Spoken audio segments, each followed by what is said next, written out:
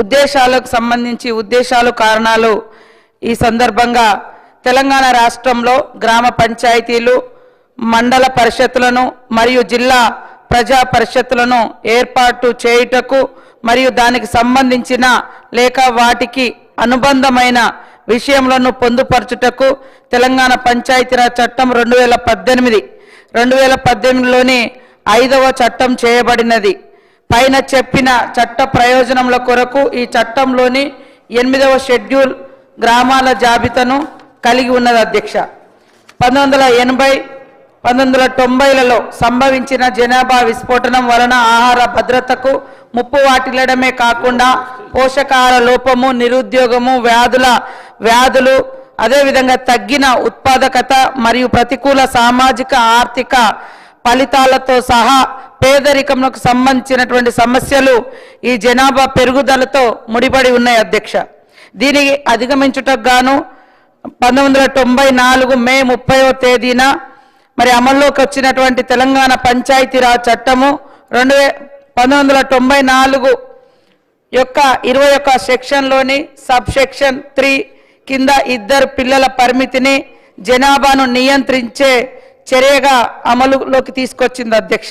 2 సంతానం ఉండడం వలన ఇద్దరు సంతానం ఉండాలనే నియమాన్ని అమలు చేసిన 30 సంవత్సరాల తర్వాత ప్రభుత్వము జనాభా విధానాన్ని సమీక్షించి తెలంగాణలోని గ్రామీణ ప్రాంతాలలో సంతానోత్పత్తి రేటు 1.7 చొప్పున సంతానము కలిగి ఉన్నది అధ్యక్ష.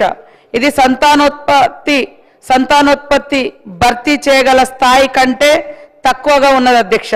ఈ తగ్గుదలకు కుటుంబ నియంత్రణపై పెరిగిన అవగాహన, మెరుగైన ఆరోగ్య సంరక్షణ ప్రత్యేకించి మహిళల్లో పెరిగినటువంటి అక్షరాస్యత మరియు పెరిగిన ఆర్థిక స్థిరత్వము వంటి అనేక కారణాలను చూడవచ్చు అధ్యక్ష.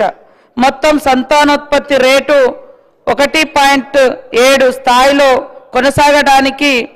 కొనసాగించడానికి అనుమతిచ్చినట్లయితే భవిష్యత్తులో ఇది తెలంగాణ రాష్ట్ర జనాభా ప్రయోజనాలకు ప్రతికూలంగా మారుతున్నది అధ్యక్ష. రాష్ట్రంలోని తర్వాతి తరాల దీర్ఘకాల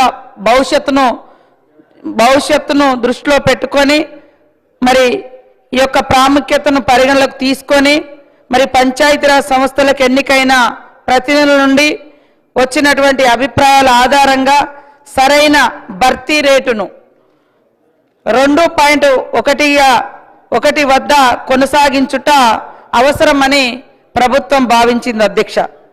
తెలంగాణలోని గౌరవ ఉన్నత న్యాయస్థానం 2024లోని రిట్ పిటిషన్ నెంబర్ 2661లో 2025 సెప్టెంబర్ 30వ తేదీ నాటికి స్థానిక సంస్థలకు ఎన్నికల ప్రక్రియ పూర్తి చేయమని ఆదేశించింది అధ్యక్ష.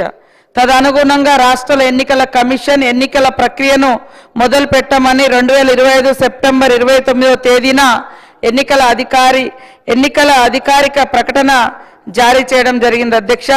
తెలంగాణలోని గౌరవ ఉన్నత న్యాయస్థానం 2025లోని రిట్ పిటిషన్ నెంబర్ 30217 మరియు సంబంధిత బ్యాచ్ ఆఫ్ కేసెస్లోని ఎన్నికల ప్రక్రియను కొనసాగించమని ఉత్తర్వులు ఇచ్చింది అధ్యక్ష.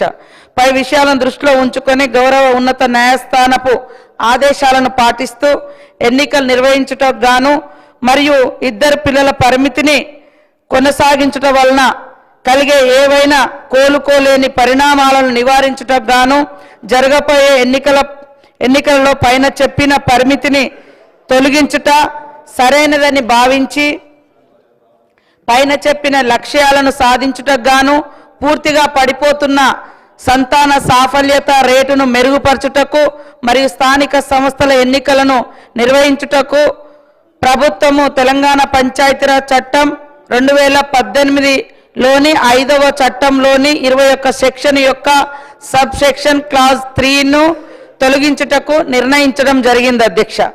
రాష్ట్ర శాసన మండలి అప్పుడు సమావేశంలో లేనందున వాయిదా పడినందున మరియు పై నిర్ణయంను వెంటనే అమలు పరచవలసినటువంటి అవసరం ఏర్పడినందున భారత రాజ్యాంగంలోని 213వ ఆర్టికల్ కింద గవర్నర్కు ఇవ్వబడినటువంటి అధికారంలోను వినియోగించుతూ 2025 అక్టోబర్ 31వ తేదీన తెలంగాణ గవర్నర్ తెలంగాణ పంచాయతీరాజ్ 3వ సవరణ అధ్యాదేశం 2025లోని 5వ తెలంగాణ అధ్యాదేశంను జారీ చేశారు మరియు దానిని 2025 నవంబర్ 1వ తేదీ నాటి తెలంగాణ గెజిట్లో ముద్రించడం జరిగింది అధ్యక్ష. ఈ బిల్లు పై అధ్యాదేశం స్థానంలో ఉంచుటకు ఉద్దేశించబడినది అధ్యక్ష. ఈ యొక్క బిల్లు ప్రధానంగా అన్ని అంశాలను పరిగణలోకి తీసుకొని రాష్ట్రంలో మరి తగ్గిపోతున్న జనాభా నిష్పత్తిని, ప్రజాప్రతినిధుల యొక్క అభిప్రాయాలను ఇవన్నింటినీ తీసుకొని తెలంగాణ రాష్ట్ర ప్రభుత్వం గౌరవ ముఖ్యమంత్రి గారి ఆధ్వర్యంలో, సీఎం రేవంత్ రెడ్డి గారి ఆధ్వర్యంలో ఈ యొక్క నిర్ణయం తీసుకొని మరి ఎన్నికలను కూడా నిర్వహించడం జరిగింది అధ్యక్ష. 2 పిల్లల పరిమితిని ఎత్తివేస్తూ ఈ అన్ని అంశాలను పరిశీలించిన తర్వాతనే మనం ఈ నిబంధనలను సవరించాం అధ్యక్ష. 2018-19లోనే తెలంగాణలో నూతన పంచాయతీ చట్టం వచ్చింది. అప్పుడు మున్సిపాలిటీ చట్టం కూడా వచ్చింది అధ్యక్ష. మున్సిపాలిటీలలో అప్పుడున్నటువంటి ప్రభుత్వము 2 పిల్లల నిబంధనను ఎత్తేసింది, కానీ ఎందుకు పంచాయతీరాజ్ చట్టంలో మరి కొత్త చట్టమే తీసుకొచ్చారు. అప్పుడు ఈ నిబంధన ఎందుకు ఎత్తివేయలేదో వాళ్ళ దగ్గర, గత ప్రభుత్వం దగ్గర మరి ప్రశ్నకైతే జవాబు లేనట్టుగా ఉంది అధ్యక్ష. కానీ వాళ్ళు మాత్రం మళ్ళీ ఎత్తేయండి మాట్లాడారు అధ్యక్ష. కాబట్టి ఈరోజు అదే సమయంలో పొరుగు రాష్ట్రాలైన ఏపీ, కర్ణాటక, మధ్యప్రదేశ్ వంటి రాష్ట్రాల్లో కూడా 2 పిల్లలకు మించి ఉంటే జీపీలో పోటీకి అనర్హులన్న షరతులు లేవు అధ్యక్ష.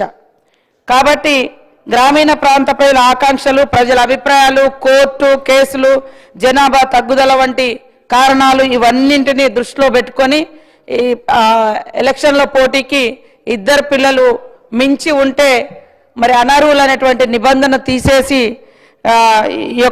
మన యొక్క ప్రభుత్వం అందరి అభిప్రాయాలను గౌరవించి రాష్ట్ర ప్రయోజనాలను దృష్టిలో పెట్టుకొని మరి 1:7 లాగా ఉండేటువంటి పాపులేషన్ ఉంటే రాబోయే తరాలు అంతరించిపోయే ఉంటుంది జనాభా తగ్గుదల మూలంగా.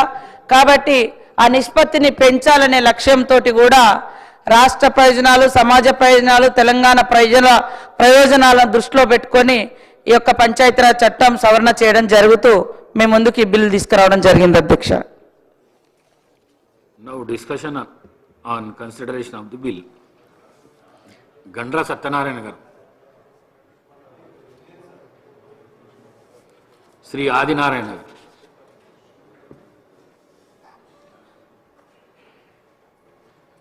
ధన్యవాదాలు అధ్యక్ష.